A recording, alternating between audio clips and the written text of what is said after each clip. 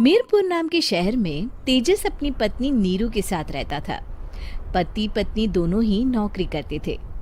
एक दिन तेजस गांव अपनी माँ के पास फोन करता है। हेलो, प्रणाम माँ। जीते रहो माँ, तुम दादी बनने वाली हो हैं? अरे वाह, ठीक है बेटा, मैं कल ही आती हूँ। जब माँ जी शहर पहुंची तो बेटी बहू ने बहुत अच्छे से स्वागत किया। लीजिए माँ जी, चाय। अरे गर्मा गर्म पकोड़े ले आओ माँ के लिए। नीरू रसोई में गई और 2 मिनट में ही पकोड़े ले आई। जी ये लीजिए। बहू जादू से बनाए हैं क्या? अभी तो रसोई में गई थी। यम्मी। माँ जी, शीला रसोई में पकोड़े तल रही है, मैं बस लेकर आई। हे भगवान, मेरा धर्म भ्रष्ट कर दिया तूने। अब तो गंगा जल से शुद्धिकरण करना होगा। दूसरे दिन, माँ जी मैंने नाश्ता बना दिया है, ऑफिस जा रही हूँ। पर अभी तो घर का सारा काम पड़ा है। शीला आती ही होगी, झाड़ू पोछा बर्तन कपड़े वो सब कर लेगी। हमारे जमाने में घर का सारा काम हम ही करते थे। जी माँ जी, आप बहुत होशियार हैं, मैं घर ऑफिस दोनों नहीं संभाल पाती। तो जरूरत क्या है घर से बाहर जाकर चाकरी करने की? वैसे भी घर का काम खुद करने से घर में बरकत आती है, समझी? पर माँ जी। पर वर कुछ नहीं, इस महीने की पगार मिले फिर ऑफिस बंद। हाँ। रात को नीरू तेजस से कहती है, सुनिए जी, माँ जी बोल रही थी कि मैं नौकरी छोड़ दूं। वैसे ठीक ही तो है, अभी तुम्हें आराम की जरूरत है। फिर भी आराम कहाँ, शीला को छुड़ाने के लिए बोल रही थी। तो अब 24 घंटे में इतना काम तो कर ही सकती हो। पर जॉब पसंद है मुझे, घर पर मन नहीं लगेगा। अगले दिन जब दोनों ऑफिस के लिए निकल रहे थे, मेरी तो कोई कीमत ही नहीं है इस घर में। माँ जी, आजकल महंगाई बहुत है, रहन सहन भी बदल गया है, दोनों नौकरी करते हैं तभी ठीक रहता है। अच्छा, तू कहना क्या चाहती है? मेरा बेटा तुझे बिठा के खिला नहीं सकता?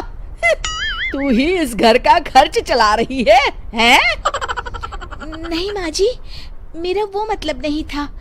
मतलब खूब समझती हूँ, ये बाल धूप में सफेद नहीं किए मैंने। हाँ।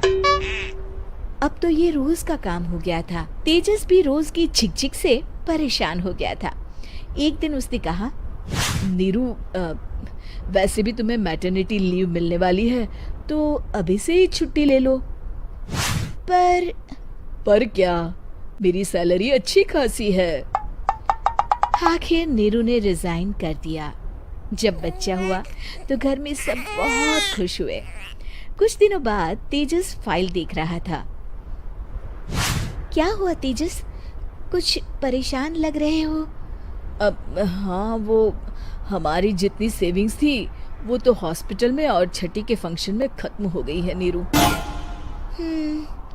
और अभी वैसे मंदी चल रही है तो मैं बोल रही थी कल मुन्ना को हेपेटाइटिस का टीका लगवाना है। नीरू, क्या पोस्टपोन नहीं कर सकते? नहीं जी, बिल्कुल नहीं। अब तेजस को समझ में आ रहा था कि उससे गलती हुई है। पैसों की कमी का असर घर के माहौल पर भी पड़ रहा था। अगले दिन, बेटा मेरा चश्मा और ये दवाइयाँ ले आना, पर्चा देते हुए माँ जी ने कहा। जी।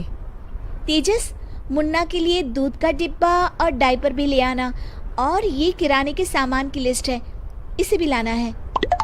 तेजस गुस्से में लिस्ट मरोड़कर फेंकता है और चिल्लाता है, पैसे क्या पेड़ पर उगते हैं? ये ले आना, वो ले आना। अरे पर ये जरूरत का सामान ही है।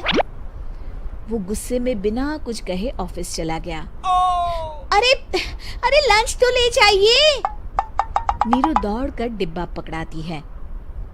एक दिन खाना खाने के बाद, नीरू, अब तो मुन्ना कुछ बड़ा हो गया, तो अब तुम वापस ज्वाइन कर लो ना जॉब। पर इस रिसेशन में जॉब मिलना बहुत मुश्किल है। ट्राई तो करो। फिर मुन्ना?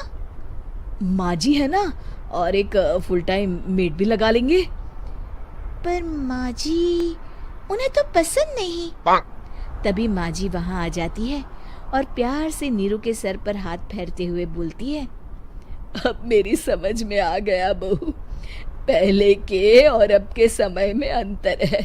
तुम काम शुरू करो, मुन्ना की जिम्मेदारी मेरी। मेरी प्यारी माँ जी।